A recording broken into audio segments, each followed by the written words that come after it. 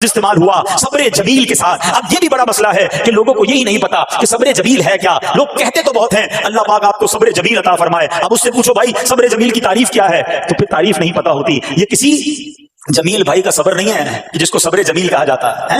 صبر جمیل کی تعریف سمجھو. علماء کہتے ہیں کسی مصیبت زدہ اور غیر مصیبت زدہ کو برابر میں دیکھو مگر دونوں میں کوئی فرق نظر نہ آئے. یعنی چہرہ بھی نہ بتائے کہ وہ کسی مشکل میں ہے, اس کی عادتیں بھی نہ بتائیں کہ وہ کسی پرابلم میں ہے, یعنی اس کو دیکھ کر پتہ ہی نہ چلے کہ وہ بڑی مشکل میں ہے. فرمایا یہ ہے صبر جمیل. مگر آج ہمارا حال یہ ہے, ہمارا چہرہ بتا دیتا ہے بھائی خیر تو ہے, بڑی ٹینشن میں ہو, ہاں یار کیا کروں بس موبائل ٹوٹ گیا, ارے بھائی بڑی چہرے پہ بڑی ہوائیاں اڑ رہی ہیں, بس کیا کروں جناب آج 5,000 روپے کھو گئے, 5,000 روپے کھو جائیں, چھوٹا سا نقصان ہو جائے, ہمارا چہرہ بتا دیتا ہے کہ ہمارے ساتھ کوئی معاملہ ہوا ہے. صبر جمیل یہ ہے کہ دیکھ کر کوئی پہچان ہی نہ سکے کہ یہ بندہ کتنی مشکل میں ہے, چاہے اندر کتنی تکلیف میں ہو, دنیا والوں کو نہ بتائے کیونکہ وہ رب کا بندہ ہے, وہ اللہ کی بارگاہ میں فریاد کرے. یہ صبر جمیل ہے اور اللہ اسے ہم سب کو نصیب فرمائے. ہاں یہ بڑی کمال کی بات ہے. ہم کیا کرتے ہیں سارے جہان کو بتاتے ہیں, اچھا پھر آخر میں لوگ کہتے بھی ہیں جب پورے محلے کو بتا دیا نا پھر اس کے بعد کہتے ہیں بس کیا کریں بھائی صبر ہی کر رہے ہیں. اب آپ صبر نہیں کر رہے حضرت, ہاں آپ کا صبر چلا گیا, آپ نے ساری دنیا کو تو بتا دیا. صبر یہ ہے کہ صبر پہلے صدمے پر ہوتا ہے. جیسے آپ کو کوئی صدمہ لگا نا, اب آپ جانے رب جانے, نہ بتائیں کسی کو, ٹھیک ہے وہ الگ بات ہے, آپ کسی کو دعا کے لیے کہہ دیں, لیکن بڑا نقصان ہو گیا, بڑی مشکل ہو گئی, بڑی پریشانی ہو گئی, اس سے حل تو کوئی نہیں ہونا. اچھا ہمارا ماجرا ایک اور بھی بڑا عجیب ہے, مشکل ہو جائے تو سب کو بتاتے ہیں, آسانی ہو جائے تو پھر کسی کو نہیں بتاتے. 5,000 کا نقصان سارے محلے کو پتا ہے, 50,000 کا فائدہ ہوا پھر کسی کو بتایا آپ نے؟ نہیں یار بتاؤں گا تو نظر لگ جائے گی. گھر والوں کو تو بالکل بھی نہیں بتاؤں گا, خرچہ بڑھا دیں گے. گھر والوں کو ساری ٹینشن کی خبریں جا کے دے رہے ہوتے ہیں, مارکیٹ میں بڑا نقصان ہو گیا, آج بڑا مندا ہے, ارے بھائی کاروبار بالکل نہیں ہے, تاکہ گھر والوں کا خرچہ روک سکے. اور جیسے ہی کاروبار اچھا ہو گیا گھر جاتے پھر بھی وہی والا منہ بنا لیتے ہیں تاکہ ان کو پتا نہ چلے میں بڑے پیسے کمانے لگا ہوں. یہ نہ کیا کریں. ہاں ٹینشن آپ کسی کو بتا کر اپنا صرف ثواب ضائع کرتے ہیں, باقی کچھ نہیں ہوتا. کرنا رب نے ہے, اور یہ اگر آزمائش میرے درجے بلند کرنے آئی ہے, اگر یہ آزمائش مجھے اللہ کے قریب کرنے آئی ہے تو پھر تو اس کا استقبال ہونا چاہیے نا. ہاں ہمارے بزرگان دین تو آزمائشوں کا استقبال کیا کرتے تھے. اور سنو یہاں ہو سکتا ہے کہ میرا کوئی نابینا بھائی بیٹھا ہو, بعض اوقات ایسا بھی ہوتا ہے کہ اچانک کسی کی بینائی چلی جاتی ہے, آنکھیں ٹھیک ہوتی ہیں اور اچانک ایکسیڈنٹ ہوا یا کوئی واقعہ ہوا ہے, بہت بڑی آزمائش. اللہ اس آزمائش سے ہمیں محفوظ رکھے. مگر دیکھو میرے رب کی شان دیکھو, جب بھی کوئی تکلیف آتی ہے نا بندہ صبر کرے, اس تکلیف کا اجر تیار ہے, اس کا کمال سے اس کی رحمت تیار ہے, رحمت کی برسات تیار ہے. سنو اللہ فرماتا ہے کہ اے جبرائیل جب میں اپنی کسی بندے کی بینائی لے لوں تو اس کا اجر یہ ہے کہ میں اسے اپنے دیدار سے مشرف فرماؤں گا.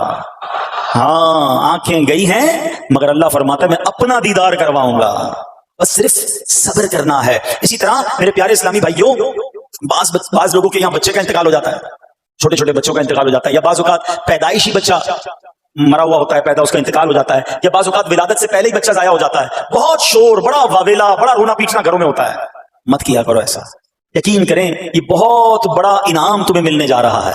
ایسا نہ ہو یہ رونا پیٹنا, یہ بے صبری, یہ اللہ کی بارگاہ میں شکوے شکایات, اتنے بڑے تم اجر سے محروم رہ جاؤ. سنو اللہ کے آخری نبی صلی اللہ تعالی علیہ وسلم نے فرمایا جس مسلمان جوڑے کے 3 بچے انتقال کر جائیں اللہ عز و جل ان بچوں پر فضل و رحمت کرتے ہوئے ان دونوں یعنی ماں باپ کو جنت میں داخل فرمائے گا. صحابہ کرام نے عرض کی کسی کے 2 بچے, فرمایا 2 بچے بھی, پھر عرض کی اور 1, فرمایا 1 بھی, پھر فرمایا اس ذات کی قسم جس کے قبضہ قدرت میں میری جان ہے, جس عورت کا کچا بچہ فوت ہو جائے یعنی حمل ضائع ہو جائے اور وہ اس پر صبر کرے تو وہ بچہ اپنی ماں کو اپنی ناف کے ذریعے کھینچتا ہوا جنت میں لے جائے گا.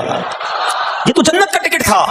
مگر شکوے شکایات, الامان والافیز, گھر میں موت میت کو نقصان ہو جائے, ہماری عورتیں ہمارے گھر کے افراد وہ واویلا کرتے ہیں. معاذ اللہ, بعض اوقات تو کفریہ کلمات زبان پر ہوتے ہیں. معاذ اللہ ثم معاذ اللہ, کہتے کہ اللہ کو ہمارا ہی گھر ملا تھا, اتنے چھوٹے بچے کا کیا قصور تھا. استغفر اللہ. یہ تمہارے جملے, ایک تو گھر میں مصیبت پہلے آئی ہوئی ہے اور تم اللہ پر اعتراض کر کے معاذ اللہ کو ظالم کہہ کے اپنا ایمان بھی ضائع کر بیٹھے, یہ تو اس سے بڑی مصیبت ہو گئی نا. تو نہ کریں ایسا. سیکھو, آج میں نے آپ کے سامنے حضرت ایوب علیہ السلام کی سیرت اور قرآنی واقعہ بیان کیا کہ سب کچھ چلا گیا مگر وہ اللہ کی رضا پر راضی تھے. رب نے انہیں صبر کرنے والا بندہ بھی فرمایا اور ساری نعمتیں پہلے سے زیادہ عطا فرما دی. ہاں بالکل نوازا جائے گا, صبر کا دامن اگر نہ چھوڑیں. سنو ہمارے اسلاف کیسے صبر کرتے تھے. حضرت سیدنا فتح مسلی رحمۃ اللہ تعالی کی زوجہ محترمہ رضی اللہ تعالی عنہا کا پاؤں پھسل گیا اور ان کا ناخن ٹوٹ گیا, وہ مسکرانے لگی. اللہ اکبر, کبھی کبھی ہمارا بھی ناخن ٹوٹا ہوگا, بہت تکلیف ہوتی ہے, ناخن ٹوٹے تو جان نکل جاتی ہے, مگر آپ مسکرانے لگی. کسی نے پوچھا کہ آپ کو ناخن ٹوٹنے کا درد نہیں ہوا, آپ مسکرا رہی ہیں؟ تو فرماتی ہیں کہ اس درد پر جو ثواب ملے گا نا مجھے, درد پر صبر کروں گی اور جو مجھے اس پر ثواب ملے گا تو اس ثواب کے تصور نے میرے درد کی تلخی کو دور کر دیا. ہائے ہائے ہائے، یہ ہے اللہ والے. ہاں، صبر کرنا کوئی ان سے سیکھے. میرے پیارے اسلامی بھائیو، احادیث میں، روایتوں میں یہ مضمون ملتا ہے کہ اللہ کریم کی بارگاہ میں بندے کا کوئی درجہ رکھا ہوتا ہے. یعنی اللہ کی رضا یہ کہ بندہ اس سٹیج تک پہنچ جائے، اس درجے تک پہنچے، مگر وہ نماز کے ذریعے، روزوں کے ذریعے، عبادتوں کے ذریعے اس درجے تک نہیں پہنچتا. پھر اللہ اس پر آزمائش بھیجتا ہے کہ میرا بندہ صبر کر لے تاکہ صبر کر کے اس درجے کو حاصل کر لے. ہائے ہائے، یعنی مجھ پر کوئی آزمائش آئی تھی میرے درجے بڑھانے، مگر ہائے میری بے صبری کہ میں نے وہ درجہ پانے کا موقع ضائع کر دیا، میں نے وہ ثواب پانے کا موقع ضائع کر دیا. خدا را یاد رکھنا، اگر کسی آزمائش سے گزر رہے ہو تب بھی، اور اگر آئندہ کوئی آزمائش آئے، صبر کا دامن نہ چھوڑنا. یہ تصور کر لینا کہ یہ میرے گناہ معاف کرنے کا ذریعہ بن رہا ہے، یہ میرے درجے بڑھانے کا ذریعہ بن رہا ہے. اور سنو، جب مصیبت آئے تو پڑھنا کیا ہے؟ رسول اللہ صلی اللہ تعالی علیہ وآلہ وسلم نے فرمایا، جو مصیبت کے وقت انا للہ و انا الیہ راجعون کہتا ہے تو اللہ عز و جل اس کی پریشانی دور فرما دیتا ہے اور اس کے کام کا انجام اچھا فرماتا ہے اور اسے ایسا بدل عطا فرماتا ہے جس پر وہ راضی ہو جاتا ہے. یہ پڑھ لیں، لیکن شکوہ نہ کریں. دنیا والوں کو بتانے کی حاجت نہیں. اچھا، وہ جو میں بات کر رہا تھا کہ تکلیف سب کو بتانی ہے اور راحت کے بارے میں کسی کو کوئی شکر کرتا ہوا نظر نہیں آتا. ایک بار ایک شخص کے سر پر جو ہے نا وہ تکلیف ہوئی نا، سر میں درد ہو گیا، اس نے پٹی باندھی اور گھومنے لگا. اس زمانے میں حضرت رابعہ بصریہ رضی اللہ رحمۃ اللہ تعالی علیہا، اللہ کی بہت بڑی ولیاں ہیں. آپ نے اس کو دیکھا کہ کیوں پٹی باندھی ہے؟ وہ کہتا سر میں درد تھا اس لیے پٹی باندھی ہے. بات تھوڑی سی باریک ہے، سمجھدار لوگ سمجھیں گے. اس لیے پٹی باندھی ہے کہ سر میں درد تھا. اللہ اکبر. اس اللہ والی نے بتایا کیا کہا؟ آپ کہتی ہیں کبھی صحت کی پٹی بھی باندھی ہے؟ ہاں، یہ جملہ ہے بڑا سمجھنے والا ہے. یعنی اللہ نے اتنے دنوں تک صحت میں رکھا تو کسی کو نہیں بتایا، اور تھوڑے دنوں کی تکلیف آئی تو پٹی باندھ کے سب کو بتانے چلا ہے کہ رب نے بیمار کیا ہے. ہاں، ہمیں اللہ کریم کی طرف سے آزمائش ہمیشہ تھوڑی آتی ہے. اگر اپنی زندگی کا ہم پورا عرصہ کیلکولیٹ کریں نا کہ بھئی 40 سال کا کوئی بندہ ہو گیا ہے تو کتنے دن ہوئے 40 سال میں؟ ٹھیک ہے، ایک بار کبھی بیٹھ کے اکیلے میں حساب کرنا، اتنے ہزار دن میں نے دنیا میں گزارے، کتنے دن بیمار رہا؟ تو شاید چند دن، 100 دن، 50 دن، 200 دن بنے گے. کئی ہزار دنوں میں سے اگر چند دن اللہ نے مجھ پر آزمائش ڈالی تو ہزاروں دن راحت بھی تو ڈالی نا، صحت بھی تو عطا فرمایا. اتنے دن جس رب نے چھاؤں میں کھڑا کیا، اگر تھوڑی دیر کے لیے دھوپ آئی ہے تو مجھے شکوہ نہیں کرنے چاہیے. یاد رکھنا، ہر رات کے بعد صبح ہے، ہر دھوپ کے بعد چھاؤں ہے. اگر تم انتظار کرو گے تو رب ایسی رحمت تم پر نازل کرے گا، اپنے غائب کے خزانوں سے عطا فرمائے گا. قرآن میں رب نے وعدہ کیا ہے وَمَن يَتَوَكَّلْ عَلَى اللَّهِ فَهُوَ حَسْبُهُ، جو اللہ پر بھروسہ کرے اللہ اس کے لیے کافی ہے. مگر ہمارا پرابلم یہ ہے کہ جب مشکل آتی ہے ہم یہ ساری باتیں بھول کر بس شکوہ، شکایات اور پریشانی میں چلے جاتے ہیں. ارے آپ اس مصیبت کو اللہ کی طرف سے نعمت سمجھ لو، اللہ کی طرف سے یہ سمجھ لو کہ میرے گناہ معاف کروانے، میرے درجات بلند کرنے کے لیے آیا ہے. اچھا، ایک اور بات، بعض اوقات شیطان ہے نا، وہ کسی کے دماغ میں وسوسہ ڈالتا ہے کہ یار جب میں نمازیں نہیں پڑھتا تھا نا تب تو اتنا پریشان نہیں رہتا تھا، جب سے نمازیں شروع کی، دعوت اسلامی کے اجتماع میں آنے لگا، مدنی قافلوں میں سفر شروع کر دیا، اب تو میں نے کچھ ذمہ داری بھی لینا شروع کر دی ہے. ارے میں نے جب سے امامہ پہنا ہے، یہ داڑھی رکھ لی ہے، میری کوئی اسلامی بہن سن رہی ہے کہ میں بے پردہ گھومتی تھی تو کوئی ٹینشن نہیں تھا،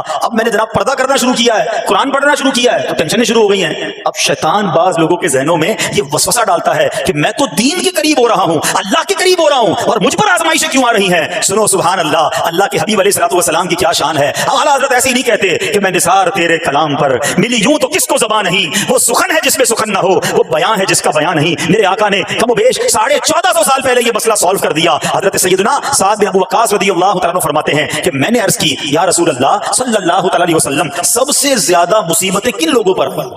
گلی مکا دی نا، پنجابی میں کہتے ہیں گالی بات ہی ختم کر دی. حضور یہ بتائیں سب سے زیادہ مصیبتیں کن لوگوں پر آئیں؟ پیارے آقا نے فرمایا انبیاء پر. اللہ اکبر، اللہ کے سب سے قریب تو انبیاء ہیں نا، انبیاء پر، پھر ان لوگوں کے بعد جو لوگ بہتر ہیں، پھر ان کے بعد جو بہتر ہیں. سنو اب اگلا جملہ، بندے کو اپنی دینداری کے اعتبار سے مصیبت میں مبتلا کیا جاتا ہے. اگر وہ دین میں سخت ہوتا ہے اس کی آزمائش بھی سخت ہوتی ہے، اگر وہ دین میں کمزور ہوتا ہے تو اللہ عز و جل اس کی دینداری کے مطابق اسے آزماتا ہے. بندہ مصیبت میں مبتلا ہوتا رہتا ہے یہاں تک کہ اس کے دنیا میں ہی اس کے سارے گناہ بخش دیے جاتے ہیں.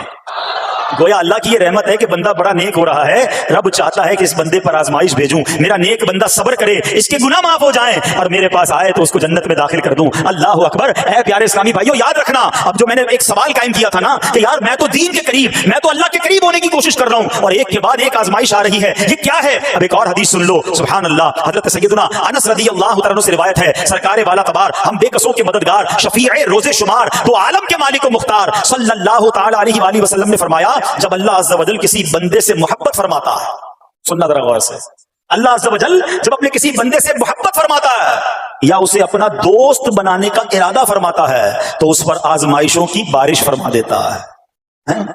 अब सवाल है ना कि मैं अल्लाह दोस्त भी बना रहा है, अल्लाह करीम उस पर मोहब्बत भी फरमा रहा है और आजमाइशें भी भेज रहा है। दोस्त पर आजमाइशें कौन भेजता है? दोस्त को तो राहतें डाली जाती हैं। हाय हाय, अब यही तो इम्तिहान है, यही तो चेक है। सुनो, नबी पाक फरमाते हैं जब अल्लाह उस पर आजमाइश भेजता है ना, वो बंदा अपने रब को पुकारता है, ऐ मेरे रब अज़्ज़ा वजल। तो अल्लाह फरमाता है मेरे बंदे तू जो कुछ मुझसे मांगेगा मैं तुझे अता फरमाऊंगा, तू जल्द ही तुझे दे दूंगा और इसे तेरी आखिरत के लिए जखीरा कर दूंगा। सुभान अल्लाह, यानी अल्लाह वालों को आजमाया जाता है, उनके दर्जात बुलंद किए जाते हैं, उनके गुनाह मुआफ किए जाते हैं। तो ऐ मेरे प्यारे इस्लामी भाइयों, कभी भी ये ज़हन में ख्याल मत लाना कि यार मैं दीन में करीब आ रहा हूं, मेरी आजमाइशें बढ़ रही हैं। समझ लो इम्तिहान शुरू हो गया है, टेस्ट शुरू हो गया है। अब इस टेस्ट में मुझे कामयाब होना है और अल्लाह के मजीद करीब जाना है। जिंदगी में जो गुनाह हो गए हैं ये मेरे गुनाहों का इंशाअल्लाह कफ्फारा बन जाएगा, मेरे दर्जात की बुलंदी का सबब बन जाएगा। अल्लाह से अर्ज करना, ऐ मौला मैं तेरी रिजा पर राजी, मैं तेरे फैसलों पर राजी, अब तक जो दिया था तूने दिया था, ये सब कुछ तेरा है। ऐ रब जब तू वापस लेगा मैं इस पर राजी। जब ये साबित कदमी नसीब हो गई फिर देखो गैब के खजानों से कैसा आपके दिल पर सकीना उतरेगा, फिर कैसा आप पर रहमतों का नुज़ूल होगा। तो ऐ मेरे प्यारे इस्लामी भाइयों, मुसीबतें आ चुकी और आने भी वाली हैं, पहले ज़हनी तौर पर तैयार रहना, मगर सब्र करना। ये चंद दिनों की, चंद घंटों की, चंद लम्हों की मुसीबत है,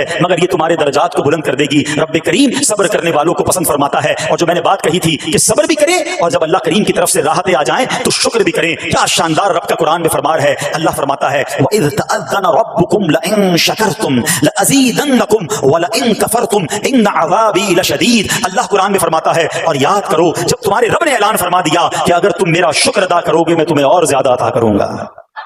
हाँ, शुक्र करो रब और देगा, मगर अगला हिस्सा समझने वाला है, और अगर तुम ना शुक्री करोगे तो मेरा अजाब सख्त है। अल्लाह ने अपने अजाब से भी डराया है और शुक्र करने का दर्स भी दिया है। तो बहरहाल मेरे प्यारे इस्लामी भाइयों, अल्लाह करीम से मैं दुआ करता हूं कि अपने नेक बंदों के सदके, करबला वालों के सब्र के सदके, नबी पाक अलैहिस्सलाम के ताइफ के मैदान में पत्थर खाकर दुआ देने वाले सब्र के सदके रब्बे करीम हमें भी सब्र की नेमत नसीब फरमाए। सिर्फ ज़बानी नहीं, कल्बी तौर पर हमें सब्र करने वालों में शामिल फरमा ले। अगर हम पर कोई आजमाइश है तो रब्बे करीम ये आजमाइश हमारे गुनाहों का कफ़ारा बना दे, हमारे दर्जात की बुलंदी का सबब बना दे। दावत इस्लामी के मदनी माहौल से अगर हम वाबस्ता रहेंगे ना तो हमें इंशाअल्लाह सब्र करने का प्रैक्टिकल जो है वो मौका भी मिलता रहेगा, क्योंकि सब्र कैसे करना है इसकी कोई प्रैक्टिस भी तो होनी चाहिए ना। तो मदनी काफिले जब उसमें जाते हैं ना तो आराम अपने घर जैसा नहीं मिलता, खाना अपने घर जैसा नहीं मिलता, बाज़ औक़ात सफर में तकलीफ होती है, तो ये प्रैक्टिकली आपको सब्र करने का मौका मिलता है। तो अगर आप वाकई साबरीन में शामिल होना चाहते हैं तो मदनी काफिलों में सफर अपना मामूल बनाएं। अल्लाह करीम हम सबको मदनी काफिलों में सफर की तौफीक अता फरमाए। मेरे आमाल की इस्लाह करम से कर दे।